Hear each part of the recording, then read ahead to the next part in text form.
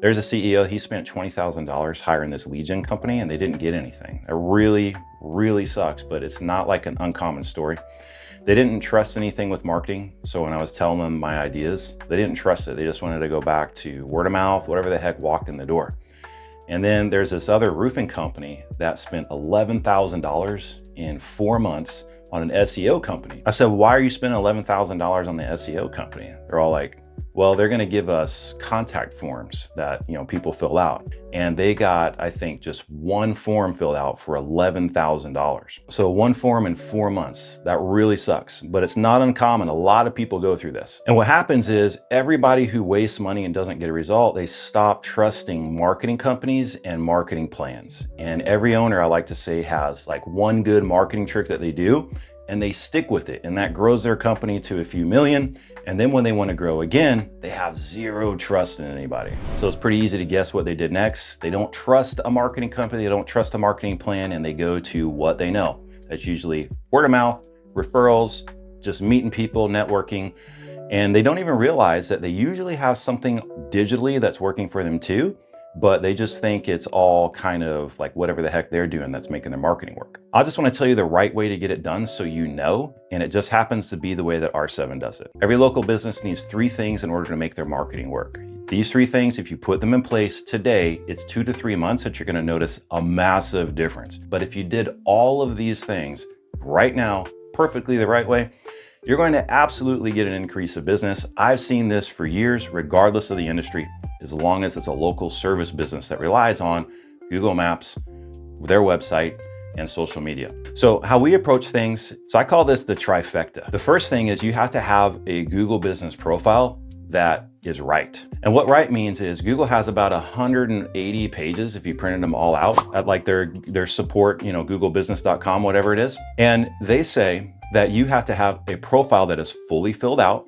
And that means your business name, your contact information, your hours, and then your description about your business. Use all the characters that they give you.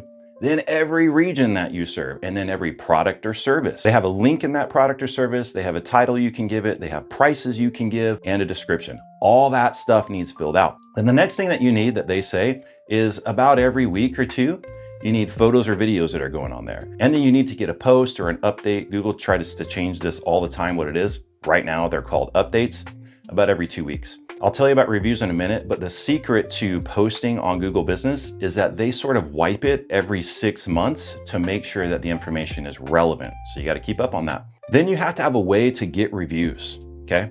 I do this a lot through email and just asking people directly. And we're able to get about 7-10 reviews every single week. So you have to have a way of getting reviews, and that's sort of the challenge. But whenever you do that, then you have everything that Google wants for your business profile. The next thing you need is your website has to sort of match and mirror what's on your Google business profile. And there's a lot to say, but this is actually coming from those Google support docs. So that is all the regions that you serve, every single product or service, your description, your business hours, your contact information, all has to go on your website.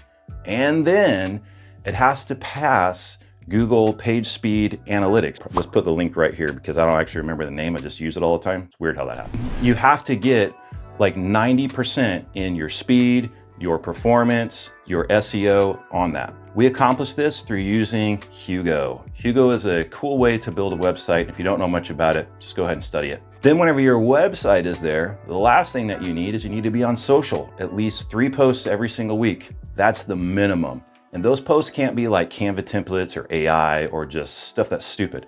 You have to show what's happening at your business with real people. So that's what you're doing, what your team's doing, what you're making.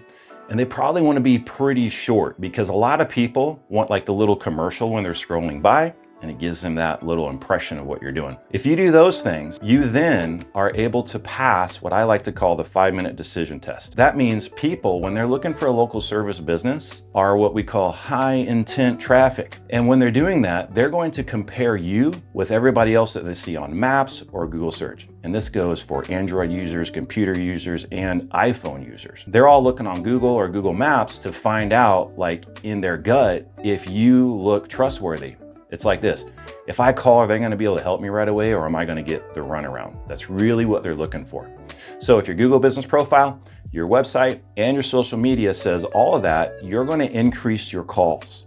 That's why I say it could take you a month or 2 months of having that 100% out there, because just how everything updates. But a lot of times I see changes within a month. So if you want to talk more about how to do that, I'd be happy to talk to you about it. But at least now you know how you can win with your local service business online.